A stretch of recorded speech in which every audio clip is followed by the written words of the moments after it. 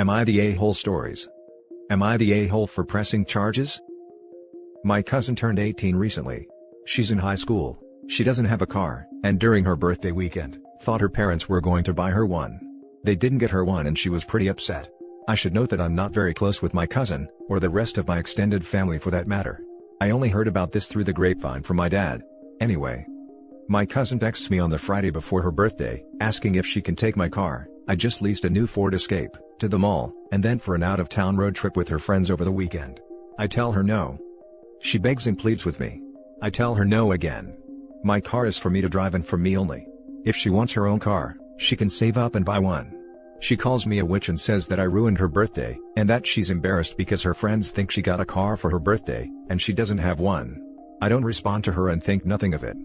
The weekend comes and I sleep in very late on that Saturday, waking up at 1 p.m. Don't judge LOL. Even though my car is parked in my driveway and my gate is closed, I come to realize that someone egged and TP'd my car. With many eggs and 5 to 6 rolls of TP. And since the weather was warm outside, the raw egg baked into my car, along with the dried up toilet paper, destroying the paint. Since I have security cameras around my house, I decide to go back and watch. At around 9:30ish that morning, I see my cousin and a bunch of her stupid friends, vandalizing my car. I'm surprised she didn't smash the windows and poke holes in the tires too. To save my post from the 3,000 character limit, I obviously press charges and my cousin is in legal trouble. Her and her parents are pissed off at me for pressing charges, her parents telling me that she's just a kid, and that she's been through a lot of emotional stress doing virtual schooling for this past year and that I should take that into consideration, and that I should be ashamed of myself for pressing legal charges against my baby cousin, that I'm almost 30, and don't I remember what I was like at that age? I do remember, and I wasn't stupid enough to egg anyone's car. And can't she work something out with me, like doing chores around my house for money if I drop the charges? That she's young, that she doesn't need a felony on her record, etc., and that it was just a prank. Right after I press charges, my cousin was calling and texting me over and over, saying that this could have been avoided had I let her take my car. Am I the a-hole in this situation? I need to add that my cousin already has a felony on her record, a DUI. She's not remorseful of anything. Also, my aunt and uncle will not pay me for the damages. They just want me to drop the charges and pay for everything myself like nothing happened. They are cheap. Now, for the top comments. Not the a-hole. Sure, you could have spoken with them first before pressing charges, but that last sentence was very telling. That she would text you and basically retroactively threaten you to let her take the car or she'd vandalize it, says a lot about her character, and she'd probably have charges pressed against her at some point in the future anyway. Hopefully she learns a lesson to avoid that happening again. Also, chores around the house to make up for it? It's called community service ordered by the judge. Chores around the house for money no less. Not sure in what world we reward vandals with jobs for ruining other people's stuff. I was thinking that part of the payment would go to repairs. But I wouldn't let such vandal anywhere near my house to be honest. Also, I clean my own house so I have money for the things I want. If I have to pay someone to clean it so they can turn around and pay me for property they destroyed, that's just me losing money on a housekeeper but with extra steps. It's actually much worse, because I'll have to supervise and nag and deal with things that never get cleaned like I want. This business of paying kids for chores that you were never going to pay someone to do in the first place, is for the birds. Not the a-hole, please update us as well, I want to hear her suffering the consequences of her actions. If OP's cousin ever says, this could have been avoided if OP lent her the car, tell the cousin's parents, this could have been avoided if they had bought her a car, thus leaving the blame where it belongs, on her parents for being cheap, and yet managing to raise an entitled brat. Tell them, all of this could have been avoided if they used birth control.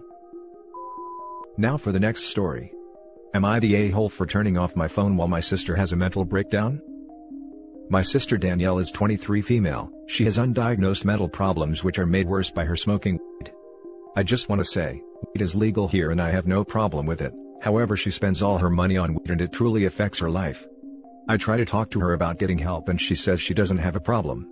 I've helped her out in the past where she lived with me and I paid all the bills but I kicked her out when I found her having S in my bed, when I came home early from work. Lately, I moved to different city and I stayed with her and a friend where I sent my sister my portion of the rent, stupid I know, with her history, but it's been a couple years from the previous story, but it turns out she was pocketing the money and only found out when we got an eviction notice. I make enough money to be comfortable and just left her behind. I moved to a nice apartment close to work and she had to go to a women's shelter, which she got kicked out of, because she couldn't follow their curfew and no drug rules. Danielle is staying with my other sister Lisa, 21 female, and Danielle is currently having a mental breakdown and is acting completely spaced out, and doing weird things like smearing peanut butter on her own face. My whole family is calling me to go pick her up and take her to the hospital. They all live in the same city, but she won't go with me and I'm not going to force her into my car. So, I told them to call an ambulance and shut my phone off, ignoring it. Honestly, I'm the older sister, so I feel a bit bad for ignoring the situation, but I'm just done with her. Am I the a-hole for turning off my phone? Now for the top comments. Not the a-hole.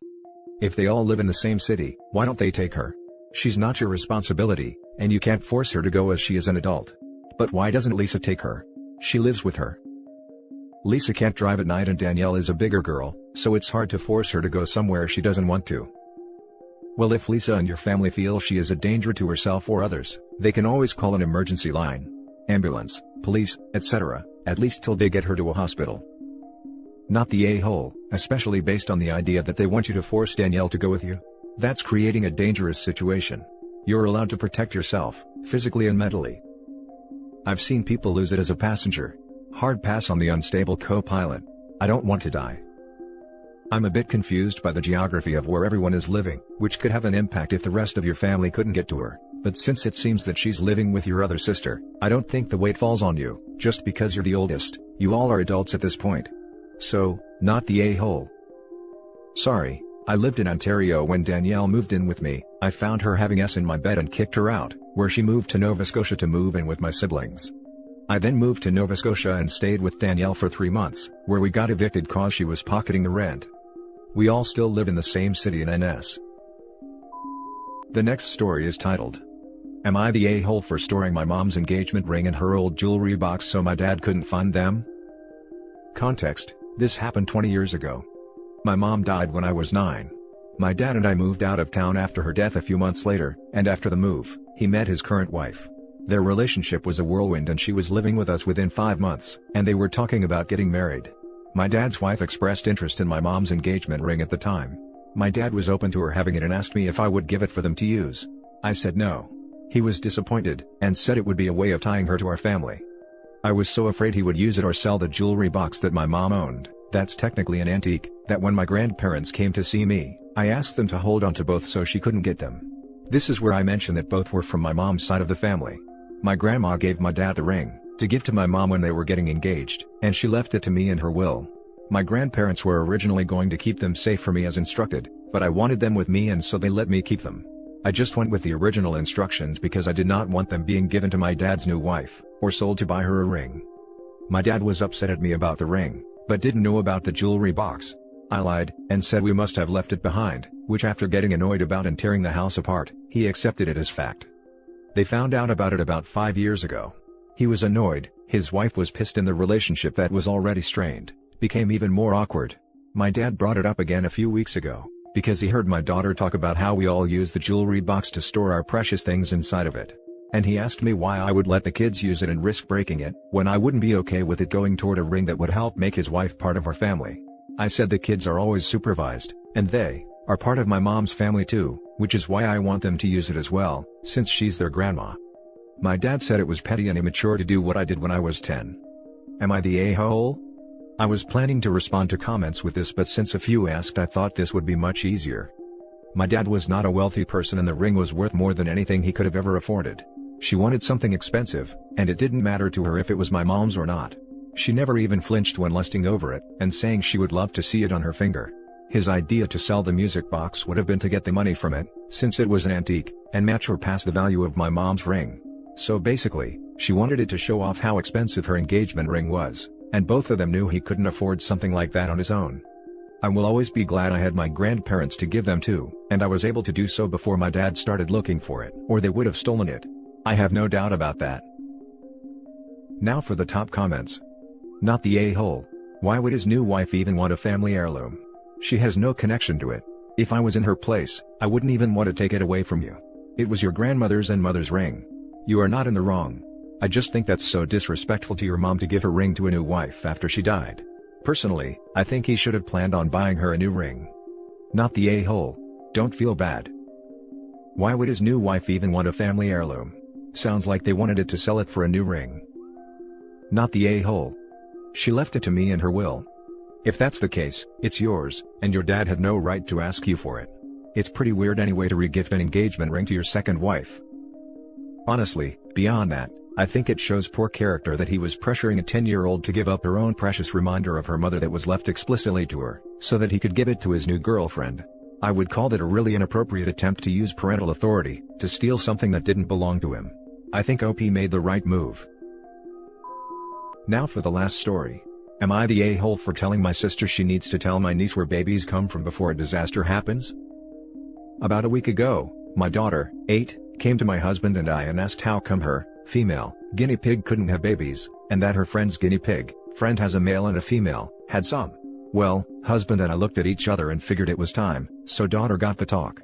We spoke as plainly as we could, and also told her to take any questions to us and to not be embarrassed. We have already been big on bodily autonomy, but we also worked that in a bit here. It was fairly uneventful, though she did give us a somewhat horrified look once she put 2 and 2 together, and avoided us for the rest of the day after that, lol.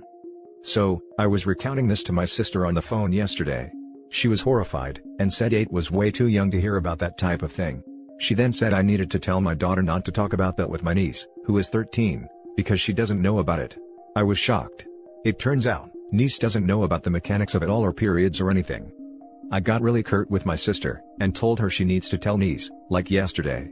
What's gonna happen when her period comes and she's terrified? I also told my sister, if she doesn't know how a baby is made, she's at higher risk for doing the exact thing without any protection, and then you have a bad situation on your hands. This was apparently too far and my sister hung up the phone on me. I've been getting nasty messages from her and her husband all day. I really don't think I'm the but, did I take it too far? Am I the a-hole? Now for the top comments. Not the a-hole. Lamau, if that girl is in school, she definitely has a preteen version of what copulation is, which is probably even worse. Add in social media and such, and that girl knows. Her parents should decide to have the talk with her ASAP. Hell, don't they talk about it in middle school anyways? You are totally not wrong, and your sister is going to have an even harder time explaining it once her daughter lets her know she's learned everything from other preteens. Kids at 13 are definitely talking about us. I also feel you did the right thing telling your daughter the scientific truth at age 8. When my daughters were 11, our Girl Scout troop went to a girls' grow-up program at the local health center. 15 girls and all the moms went. The girls knew most of it. The best moment was when the woman talked about peel and stick sanitary products and said, "Girls, adhesive side down." The moms all laughed, because it literally never occurred to us that we needed to tell them that. Not the a-hole. A child who doesn't have that learning is more easily manipulated by predators too. Aw, this makes me sad. I know it's true, but damn. You think you're sheltering your kid, but in reality, you're opening them up to more harm. Not the a-hole, but I doubt she doesn't know. That's taught in school at 10 to 12, and even if they pulled her out of that, her classmates would have talked about it. Unless she's homeschooled. And has no friends. And that's the end of this video, folks. As always, leave a comment and hit like and subscribe. And if you want more of this content, turn your notification on to get updated on the latest videos, and I'll catch you in the next one. Stay safe.